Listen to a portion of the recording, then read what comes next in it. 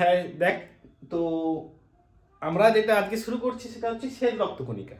আগের ভিডিওতে আমরা আরবিসি বলেই আমরা স্ট্রেট করে দিয়েছিলাম, তো আজকে সেটা হচ্ছে শ্বেত রক্তকণিকা। এই শ্বেত রক্তকণিকার এর আরেকটা নাম হচ্ছে লিউকোসাইট। ঠিক আছে, যদি এর আকার আসি, এর কোনো আকার নেই, অনিয়তাকার বা বলা হয় অ্যামিবয়েড। ঠিক আছে, তাহলে অর্থাৎ যদি পরীক্ষায় প্রশ্ন দেয় যে আমাদের শরীরে একটা অ্যামিবয়েড কোষের নাম বলো, তখন শ্বেত রক্তকণিকা আসবে। যার এই কোষ পর্দা, এটা হচ্ছে কোষ পর্দা। এই কোষ পর্দা হচ্ছে লিপিড আর প্রোটিন দ্বারা গঠিত, যাকে আমরা বলি লাইপোপ্রোটিন। ঠিক আছে, এবার দেখ এর নিউক্লিয়াস অবশ্য থাকে, এটা হচ্ছে নিউক্লিয়াস। আরবিসির কিন্তু কোনো নিউক্লিয়াস ছিল না, বাট এই নিউক্লিয়াসটা কেমন হয়, কারো গোলাকার হয় বা কারো বৃত্তাকার হয়ে থাকে, অনেক রকম হয়ে থাকে, যেটা আমরা ডিসকাস করব। এবং এটা এদের সাইটোপ্লাজম।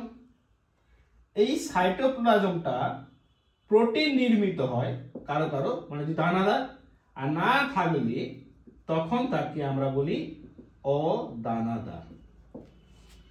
এটা হচ্ছে আমাদের ডাব্লিউবিসি গঠন। সংখ্যা যদি বলা যায়, সংখ্যা খুবই কম থাকে, 6000 থেকে 8000 পার মাইক্রোলিটার। অর্থাৎ যদি ধর আমাদের ব্লাডে আরবিসি আর ডাব্লিউবিসি রেশিও বার করি, তখন আসবে 700:1। অর্থাৎ 700টা আরবিসি থাকলে তার এগেনস্টে একটা হচ্ছে ডাব্লিউবিসি থাকবে।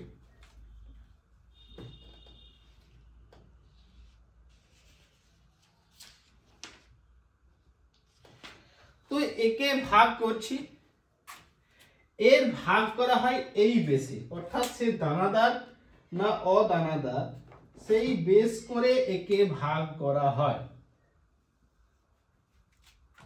অর্থাৎ দুই প্রকার, একটা হচ্ছে দানাদার, যাকে ইংলিশে বলা হয় গ্র্যানুলোসাইট,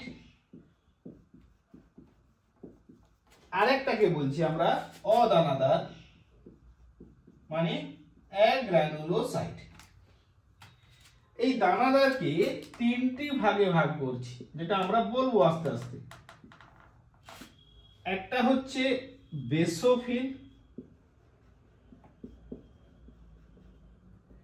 ইওসিনোফিল, আর হচ্ছে নিউট্রোফিল। এই তিনটা যে ডাব্লিউবিসি আছে এরা দানাদার। দানাদার কেন বলছে, অর্থাৎ ভাব এটা যদি ওই বেসোফিল হয় বা ইওসিনোফিল বা নিউট্রোফিল হয়, নিউক্লিয়াস তো থাকবে, এদের সাইটোপ্লাজমটাতে এরকম দানা আছে, দানা দানা দানা হয়ে যাবে, তাই একে দানাদার বলছি। কিন্তু ওদের এরকম দানাদার নেই, তাই ওদের অদানাদার বলা হচ্ছে। এটা হচ্ছে দুই প্রকার, একটা হলো মনোসাইট আর একটা হলো লিম্ফোসাইট। এই লিম্ফোসাইট দুটো হয়, টি লিম্ফোসাইট আর একটা হচ্ছে বি লিম্ফোসাইট। এটা হচ্ছে আমাদের ডাব্লিউবিসি প্রকারভেদ। ঠিক আছে, তো এখানে কোশ্চেন দিতে পারে যে আগ্রানুলোসাইট বা অদানাদার বলতে কি বোঝো, বা তার পার্ট কয় প্রকার, বা তো দিতে পারে গ্রানুলোসাইট বা দানাদার কয় প্রকার, বা এখান থেকে এই প্রশ্নটাও দিতে পারে, খুবই ইম্পর্টেন্ট, বা এখান থেকে এই প্রশ্নটাও দিতে পারে। অর্থাৎ যদি আমি এর পার্থক্যে আসি, দেখো শ্বেত রক্তকণিকা অর্থাৎ এ কালারলেস, রং নেই, লাল হয় না। কেন লাল হয় না? কারণ এর হিমোগ্লোবিন থাকে না বলে। যদি হিমোগ্লোবিন থাকতো তাহলে লাল হতো। তাহলে যদি আমাকে বলে আরবিসি আর ডাব্লিউবিসি ডিফারেন্স বার করো, তাহলে আমরা এখানেই বের করে যাচ্ছি যে এর হিমোগ্লোবিন নেই, আরবিসির হিমোগ্লোবিন আছে, তাই আরবিসি রঙিন হয়ে থাকে, কালার হয়, লাল হয়। আরবিসির আকার হয় দ্বি অবতল চাকতির মতো, যেটা আমরা প্রথম ক্লাসে বলেছিলাম। আর ডাব্লিউবিসি হচ্ছে অনিয়তকার আকৃতি। আরবিসি তে কোনো নিউক্লিয়াস থাকছে না, বাট ডাব্লিউবিসি তে নিউক্লিয়াস আছে। লাইফ স্প্যান আছে, এ খুব কম আছে, সে 1 থেকে 10-12 দিন, 7 দিন, 8 দিন, ডিপেন্ড অন দ্য ই। আর আরবিসি হচ্ছে 120 দিন আছে, ঠিক আছে। তো উৎপত্তি হয় কোথায়? সেই অস্থি মজ্জা থেকেই উৎপন্ন হয় শ্বেতকণিকা। এবার আমরা এই যে বেসোফিল পড়িয়েছি বা ইউসিনোফিল পড়িয়েছি বা নিউট্রোফিল বা লিম্ফোসাইট, মনোসাইট, এর সম্পর্কে আমরা জানবো, ঠিক আছে।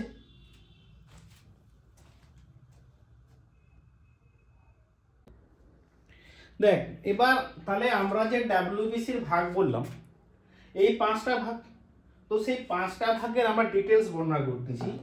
দেখ প্রথম যদি আয়তন আসে, নিউট্রোফিল, ইউসিনোফিল, বেসোফিল এদের প্রায় একই, 10 থেকে 14 মাইক্রোমিটার। মনোসাইট হচ্ছে 12 থেকে 20, অর্থাৎ এ বৃহত্তম ডাব্লিউবিসি। আর লিম্ফোসাইট দুরকম হয়, যারা বৃহৎ হয় তাদের আকৃতি হয় 12 থেকে 16 মাইক্রোমিটার, আর যারা ক্ষুদ্র বা ছোট হয় ওদের হয় 7 থেকে 10 মাইক্রোমিটার।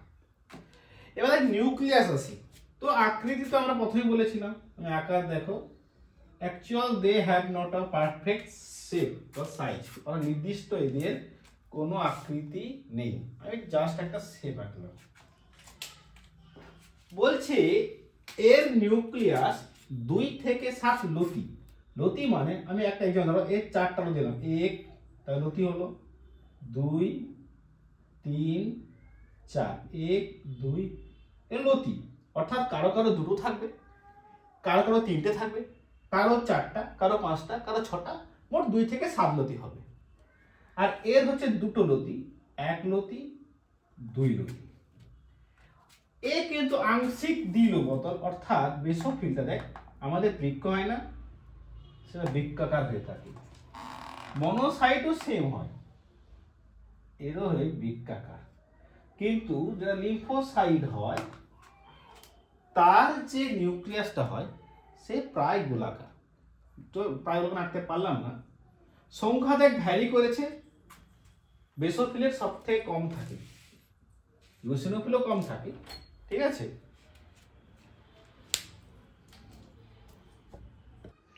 এবার দেখ যদি আমরা আসি দানা, অর্থাৎ সাইটোপ্লাজমের দানাদার, তো কে কে হয়? নিউট্রোফিল, ইউসিনোফিল, বেসোফিল এদের এরকম সাইটোপ্লাজমের দানা থাকে, এরও দানা থাকে, অর্থাৎ ইউসিনোফিলের, বেসোফিলে এরকম দানা থাকে। কিন্তু মনোসাইট আর লিম্ফোসাইটে কোনো দানা থাকে না, বুঝা গেছে তো। তো এবার তাহলে এদেরকে ভাগ করছি আমরা, কার দানা আছে কার দানা নেই, সেই বেসে আমরা এদেরকে ভাগ করছি। এবার দেখ যদি উৎপত্তি আসি, এরাও আমাদের সেম, অর্থাৎ লাল অস্থি মজ্জা থেকে উৎপত্তি হয়। সে নিউট্রোফিল হয়, ইওসিনোফিল হয়, বেসোফিল, মনোসাইট, লিম্ফোসাইট।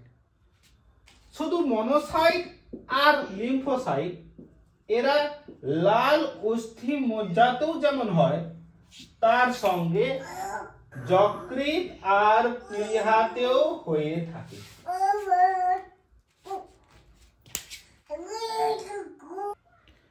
এবার দেখ সব থেকে গুরুত্বপূর্ণ কি কাজ করে। নিউট্রোফিল আর মনোসাইট এদের কাজ সেম। ধর এটা হচ্ছে রক্তবাহ,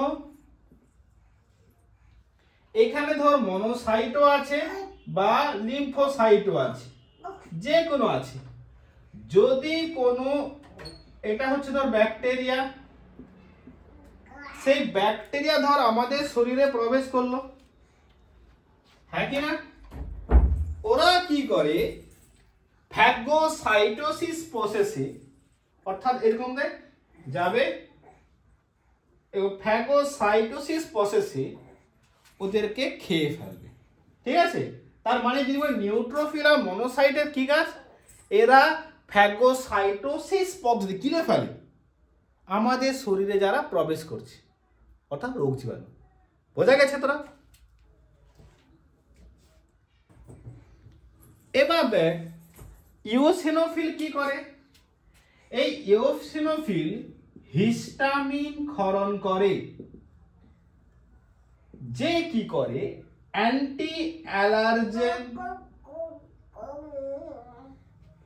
সাবস্টেন্স, অর্থাৎ যদি আমাদের অ্যালার্জেন সাবস্টেন্স তাহলে অ্যান্টি অ্যালার্জেন খেতে হবে। অর্থাৎ যদি তোমার শরীরে কোনোদিন সংখ্যা বেড়ে যায় ইওসিনোফিল, তার মানে তোমাদের অ্যালার্জি হবে। মানে দেখা কারো ঠান্ডা অ্যালার্জি, এই মাংস খাচ্ছি মাংস খাওয়ার অ্যালার্জি হতে পারে, বিভিন্ন সাবস্ট্যান্সে সবার অ্যালার্জি হয় না, কারো ঠান্ডায় হয়, কারো ডাস্ট অ্যালার্জি হয়, কারো কোল্ড অ্যালার্জি, এটা ঠান্ডা বলেছি, বাবা খাদ্যেও অ্যালার্জি হতে পারে। ঠিক আছে, এবার বেসোফিল সে হেপারিন ক্ষরণ করে।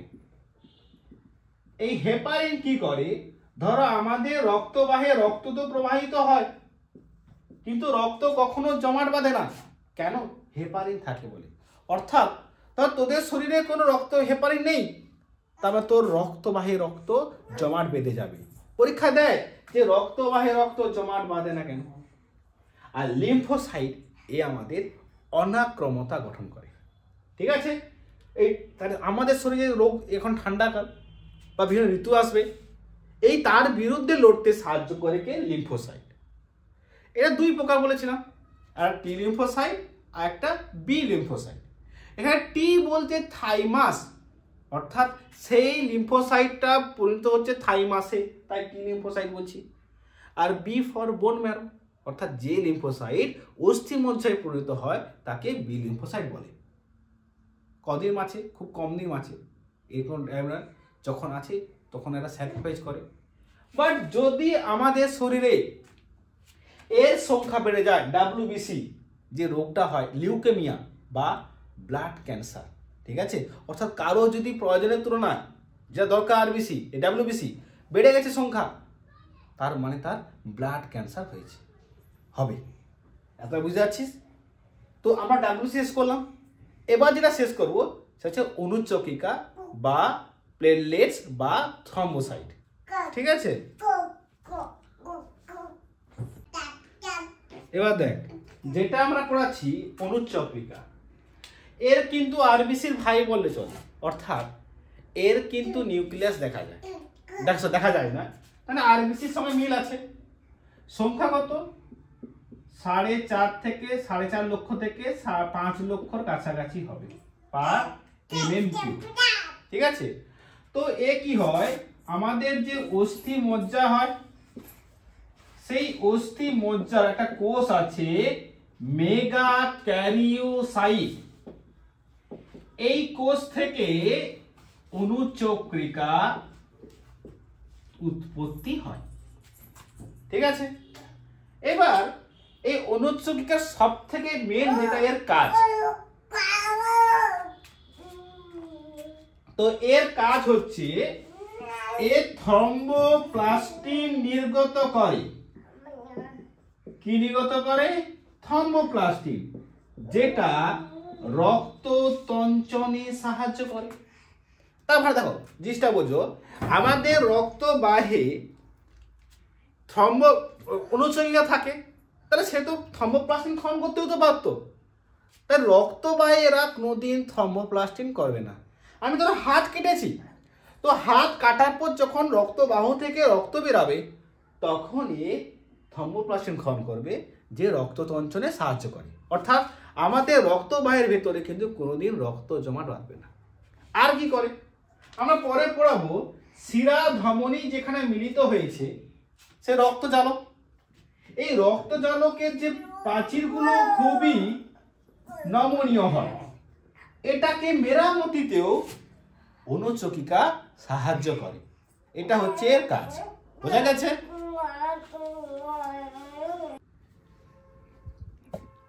দেখো এবার যেটা বলছি সেটা হচ্ছে রক্তের শ্রেণীবিভাগ।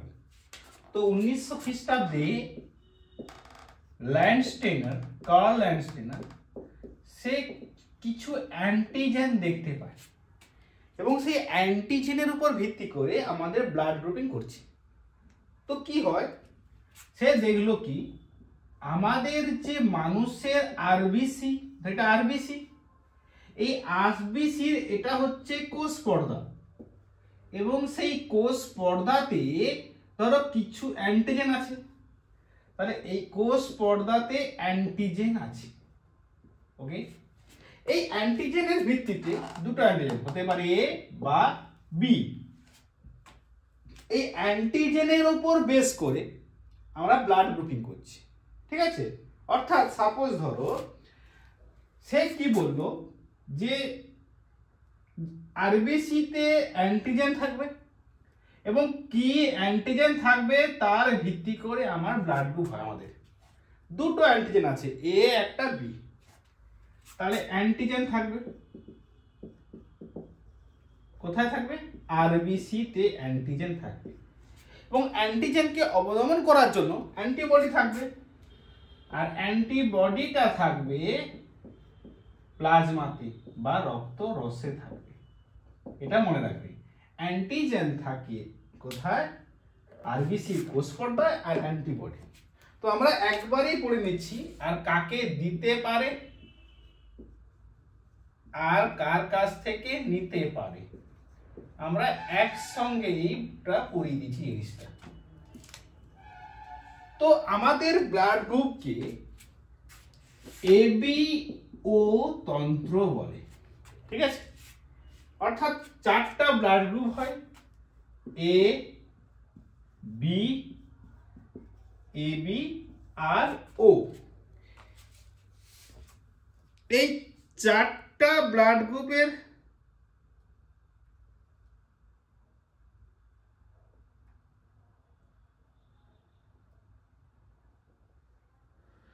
এই চারটা ব্লাড গ্রুপের উপর ভিত্তি করে আমরা ব্লাড গ্রুপিং করছি। অর্থাৎ ধরো তোমাদের কারো ব্লাড গ্রুপ এ, কেন এ, কারণ তার আরবিসি তে যে অ্যান্টিজেন আছে সেটা হলো এ অ্যান্টিজেন এবং এগেইনস্টে যে অ্যান্টিবডি থাকছে সেটা হলো বিটা। ঠিক বি ব্লাড গ্রুপ, কেন বি ব্লাড গ্রুপ, তার আরবিসি তে, অর্থাৎ ধরো এটা যদি এ ব্লাড গ্রুপ হয় তাহলে এর হচ্ছে আরবিসি এবং আরবিসি তে এ অ্যান্টিজেন আছে। ঠিক এর আরবিসির কোষ পর্দায় এখানে বি অ্যান্টিজেন আছে, তাই ব্লাড গ্রুপ বি। আর যে এ বি হয় তার আরবিসি তে দু রকমের অ্যান্টিবডি থাকে, মানে এও আছে বিও আছে, তাই তার ব্লাড গ্রুপ এবি। আর যার ও ব্লাড গ্রুপ, এখানে ও মিন্স জিরো, অর্থাৎ তার আরবিসি তে কোনো অ্যান্টিবডি নেই, তাহলে জিরো। বাট জিরোটা শুনতে খারাপ লাগে বলে আমরা ও বলেছি, তাহলে এর ক্ষেত্রে কোনো অ্যান্টিবডি নেই। তো বি যার ব্লাড গ্রুপ হয় তার রক্তরসে যেটা থাকে, বি যেহেতু অ্যান্টিজেন থাকে তার এগেইনস্টে থাকবে অ্যান্টিবডি আলফা। বাট যার এ আর বি দুটো অ্যান্টিবডি আছে তার ক্ষেত্রে কিন্তু কোনো অ্যান্টিজেন আছে, তার কোনো অ্যান্টিবডি থাকবে না, আর ওর দু রকমেরই অ্যান্টিবডি আছে। ঠিক আছে, এবার দেখ প্রতিটা ব্লাড গ্রুপ সে নিজেকে দিতে পারে প্লাস এ বি কে দিতে পারে, অর্থাৎ এ ব্লাড গ্রুপে রক্ত দিতে পারে আবার এ বি কে দিতে পারে, বি তাহলে আবার নিজেকে দিতে পারে আবার এ বি কে দিতে পারে, আর এ বি সে কৃপণের মতো ধরো সে নিজেকেই দিতে পারবে আর কাউকে দিতে পারবে না। বাট ও সে কিন্তু সমস্ত ব্লাড গ্রুপকে দিতে পারে, তাই ওকে আমরা বলি সার্বিক দাতা। কেন, এ সবকে দিতে পারে। এবার নেওয়ার সময় প্রতিটা ব্লাড গ্রুপ সে নিজের কাছ থেকে নিতে পারে আর ওর কাছ থেকে, বি ব্লাড গ্রুপ নিজের কাছ থেকে আবার ওর কাছ থেকে।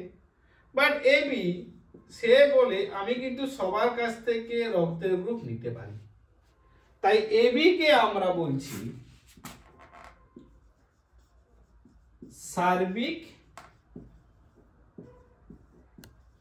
গ্রহিতা, বাট যে ও ব্লাড গ্রুপ তার সে কেবলমাত্র নিজের কাছ থেকেই নিতে পারে। এইটা হচ্ছে আমাদের ব্লাড গ্রুপিং জিনিস। তাহলে এইটা দেখে আমরা শিখে নিলাম। তাহলে ধরো একটা ব্যক্তি, ধরো একটা পার্সন, এই একটা লোক, তার ধরো এ ব্লাড গ্রুপ আর একটা ব্যক্তি এ ও ব্লাড গ্রুপ, তাহলে তাকে কি সে দিতে পারবে? অবশ্যই দিতে পারবে, কারণ একে দিতে পারে এ বিকে, হ্যাঁ কি না?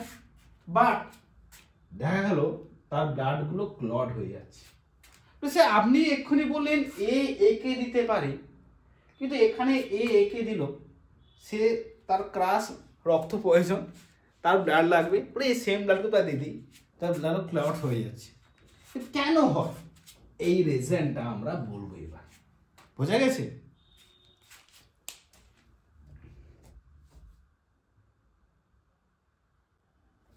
দেখ, তো আমরা কি দেখেছিলাম যে একটা ব্যক্তি, ধর তার ব্লাড গ্রুপ হচ্ছে এ, আমি একটু আগে বলেছিলাম তার হচ্ছে এ ব্লাড গ্রুপ, ওকে। আরেকটা ব্যক্তির তারও হচ্ছে ধরো এ ব্লাড গ্রুপ, তাহলে তাকে সে কি দিতে পারবে? অবশ্যই দিতে পারবে, কারণ প্রতিটা ব্লাড গ্রুপ সে নিজেকে দিতে পারে, প্লাস এবিকে দিতে পারে। বাট দেওয়ার সত্ত্বেও তার অসঙ্গতি হয়ে যাচ্ছে। কেন হবে? এই নিয়ে 1938 খ্রিস্টাব্দে ল্যান্ডস্টেনার সে দেখলো, সে বিভিন্ন স্টার্ট করছে এক্সাম, একটা ভারতীয় বংশোদ্ভূত বাঁদর রেসাস, এই রেসাসে সে দেখলো যে একটা অ্যান্টিজেন আছে, যে অ্যান্টিজেনটা, অর্থাৎ যারা হোয়াইট ম্যান, সাদা মানুষ, অর্থাৎ আমেরিকার লোকদের ক্ষেত্রে, মন দিয়ে শুনবে, সেই অ্যান্টিজেনটা আছে 85% লোকেদের ক্ষেত্রে, আর ইন্ডিয়া শ্রীলঙ্কাদের লোকেদের ক্ষেত্রে ওটা আছে ধরো 95% ওই অ্যান্টিজেনটা আছে, আর বাকিদের কিন্তু নেই, মানে আমেরিকার 15% অ্যান্টিজেনটা নেই, আর ইন্ডিয়া শ্রীলঙ্কার ক্ষেত্রে 5% নেই। তো এই নিয়ে সে কি দেখলো, আসলে রেসাস বাঁদরে সে একটা অ্যান্টিজেন পায়, সেই মতো এইখানে আসে, যে অ্যান্টিজেন 6টি সেটে থাকে। কি কি? বড় সি, ছোট সি, বড় ডি, ছোট ডি, আর বড় ই, ছোট ই। ঠিক আছে? প্রকট প্রচ্ছন্ন, বুঝতে পারছো ব্যাপারটা তোমরা? এবার যদি ধরো দুটো একসঙ্গে বলছে, দুটো জিন, অর্থাৎ দুটো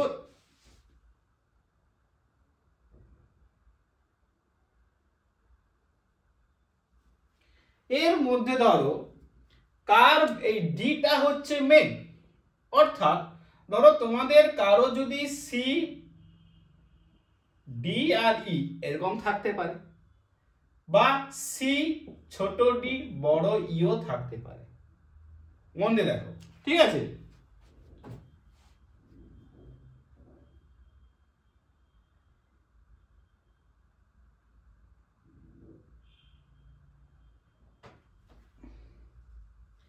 এবার এইখানে যে বড় ফর্মগুলো সেগুলো হচ্ছে প্রকট বৈশিষ্ট্য, আর ছোটগুলো প্রচ্ছন্ন, এরকম থাকতে পারে। বা তুমি যে ভাববে না যে কখনো এরকম কিন্তু জীবনে থাকবে না, আর দুটি একসঙ্গে থাকবে না, কারণ ক্যাপিটাল টি সে মনে করো মেন্ডেল ক্লাস 10-এ পড়ছিল, এখানেও সেম। এই নিয়ে এবার দেখো, এটার পর মেইন হচ্ছে এখানে ডি অ্যান্টিজেন, অর্থাৎ ধরো তুমি তোমার বন্ধু পেলে, ডি প্রকটটা তার নেই, অর্থাৎ এরকম আছে, তোমার ধরো ডি প্রকটটা আছে, এই ডি যার থাকবে প্রকট অবস্থায় তার ব্লাড গ্রুপকে বলি আমরা RH পজিটিভ, বাট যার নেই তাকে বলি আমরা RH নেগেটিভ। তার মানে ধরো একজনের ব্লাড গ্রুপ A পজিটিভ, তার মানে তার এ অ্যান্টিজেন আছে, তার সঙ্গে আরেকটা অ্যান্টিজেন আছে, তার ডি ফর্ম অ্যান্টিজেনটা আছে, তাই তার ব্লাড গ্রুপটাকে আমরা এ পজিটিভ বলেছি। যদি বলতাম এ নেগেটিভ, তার মানে তার এ অ্যান্টিজেন আছে বা ডি অ্যান্টিজেনটা প্রকট অবস্থার কাছে নেই, তাই তার ব্লাড গ্রুপকে আমরা নেগেটিভ বলছি। এবার তোমরা আশা করি বুঝতে পারছো পজিটিভ আর নেগেটিভ।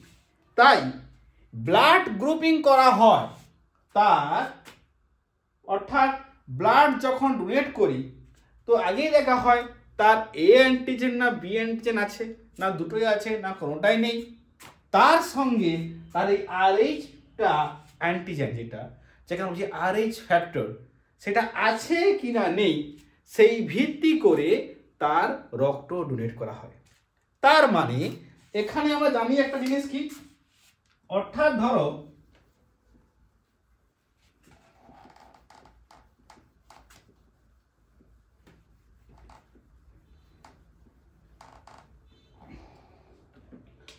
কোনো একটি ব্যক্তির ও নেগেটিভ, যে নেগেটিভ সে কিন্তু পজিটিভকে অবশ্যই দিতে পারে, কিন্তু পজিটিভ কখনো নেগেটিভকে দিতে পারে না। তার মানে ধরো যে এ নেগেটিভ সে কি এ পজিটিভ দিতে পারবে? অবশ্যই পারবে। কিন্তু যে এ নেগেটিভ সে কি বি পজিটিভ দিতে পারবে? দেখো এ নেগেটিভকে পজিটিভ দিতে পারে, কিন্তু এ নেগেটিভ মানে এর কি অ্যান্টিজেন আছে? এ অ্যান্টিজেন আছে। এর বি পজিটিভ মানে কি অ্যান্টিজেন আছে? বি অ্যান্টিজেন মিলছে না, তাই একে সে দিতে পারবে না। তাই অ্যাকর্ডিং টু আরএইচ ফ্যাক্টর, এই পজিটিভ নেগেটিভকে আমরা আরএইচ ফ্যাক্টর বলছি। ও নেগেটিভ হচ্ছে সার্বিক দাতা, ও নেগেটিভ হলো সার্বিক দাতা, আর এ বি পজিটিভ হলো সার্বিক গ্রহীতা। আর মনে রাখবে এই এ বির সংখ্যা সব থেকে কম হয়। বোঝা গেছে? এবার এই আরএইচ ফ্যাক্টরের ফলে একটা সমস্যা সৃষ্টি হয়, সেই সমস্যাটার নাম হচ্ছে এরিথ্রোব্লাস্টোসিস ফিটালিস।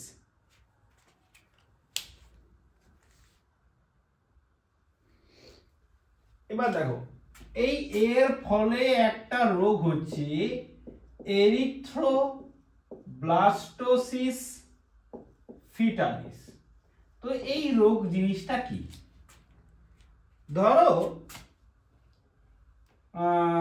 যেটা ভাই বলা যেতে পারে আঁকে, সাপোজ এটা কি করে বোঝাই তোমাদের, ওকে এটা প্রসেস দেখো। তো এটা হচ্ছে মায়ের দেহে বেবি আছে, ঠিক আছে? জাস্ট বোঝো, হাসাহাসি করবে না তোমরা। আর এটা হচ্ছে মায়ের প্ল্যাসেন্টা। কেন? প্ল্যাসেন্টার মাধ্যমে ব্লাড সঞ্চালন হয়। এবার দেখো কি, দেখো যদি ধরো এটা মা, মা যদি আরএইচ নেগেটিভ হয় তাহলে সন্তান কি হবে? দেখো মা যদি আরএইচ নেগেটিভ হয় এবং তার বাবা যদি আরএইচ নেগেটিভ হয়, সন্তান অবশ্যই নেগেটিভ হবে, সেটা ভুল, সেটা কোনো সমস্যা হবে না। মা তার যদি আরএইচ নেগেটিভ হয়, পিতা যদি আরএইচ পজিটিভ হয়, তাহলে সন্তানের আরএইচ পজিটিভ হওয়ার চান্স বেশি হয়ে থাকে। কেন বেশি হয়? কারণ আমরা জানি যে পজিটিভ মানে তার ধনাত্মক প্রকট অবস্থায় থাকে, আর প্রকটটা বেশি প্রকাশ পায় প্রচ্ছন্ন তুলনায়, অর্থাৎ আরএইচ পজিটিভটা হয়। তাহলে সন্তান, তাহলে প্রবলেম নাম মা, তারপর ওখানে আসতেছি আর সন্তান। মা যদি নেগেটিভ হয়, সন্তান যদি পজিটিভ হয়, কি হয় সেটা আমরা একটু পরে বলতেছি। মা যদি নেগেটিভ হয়, সন্তান নেগেটিভ হয়, কোনো সমস্যা হবে না। মা যদি পজিটিভ হয়, ভ্রূণ যদি নেগেটিভ হয়, তা ক্ষেত্রেও কোনো সমস্যা হবে না। আর দুজনেই যদি পজিটিভ হয়, জীবনের সমস্যা হবে না। তো আমাদের প্রশ্ন হচ্ছে যদি এইটা হয়, এটা তার প্রথম সন্তান, ফার্স্ট বেবি, তখন তার কি হবে? দেখো সন্তান আরএইচ পজিটিভ কেন? কারণ সন্তানের ডি অ্যান্টিজেনটা আছে প্রকটে, মায়ের ক্ষেত্রে নেই। তাই কি হয়, এবার ওই যখন হয় তখন কি হয়, মায়ের দেহে কিছু RH, আমি ছবিটা সেগুলো RH বিরোধী পদার্থের সৃষ্টি হয়, মন দিয়ে শোনো। আর তার সঙ্গে সঙ্গে মায়ের যে IgG অ্যান্টিবডি সেটা প্ল্যাসেন্টার দেহে প্রবেশ করতে পারে। কেন, IgG একমাত্র অ্যান্টিবডি, আকারে প্রচুর ছোট, এবং যে প্ল্যাসেন্টা ভেদ করতে পারে। কি হয় তখন মায়ের শরীরে, তো IgG তো মার শরীরে পাচ্ছে, এই RH বিরোধী পদার্থ মার দেহে রয়ে গেল, কোনো মায়ের দেহে আর কিছু ফার্স্ট সমস্যা হচ্ছে না, তাহলে সমস্যা হবে না। যদি ওই মা সেকেন্ড বেবি নেয় তখন তাহলে কি হবে, দেখো, ধরো ওই যদি মা সেকেন্ড বেবি নেয়, সেকেন্ড বেবি নিচ্ছে, তখন মায়ের বা সন্তানের কি সমস্যা হবে? সেকেন্ড বেবিও যদি পজিটিভ হওয়ার চান্স বেশি, আর মা তো নেগেটিভ, মা নেগেটিভ, তখন কি হবে? দেখো, যেহেতু আগে থেকে এই RH বিরোধী পদার্থ সৃষ্টি হয়েছিল, ওইটা আর মার দেহে IgG দুজনেই প্ল্যাসেন্টার মাধ্যমে কার দেহে প্রবেশ করলো? ভ্রূণের দেহে প্রবেশ করলো।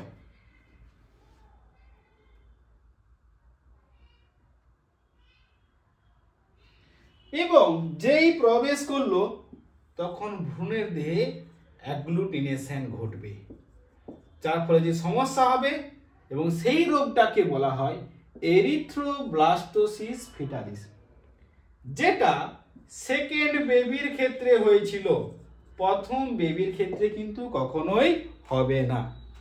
আশা করি তোরা বুঝতে পেরেছিস।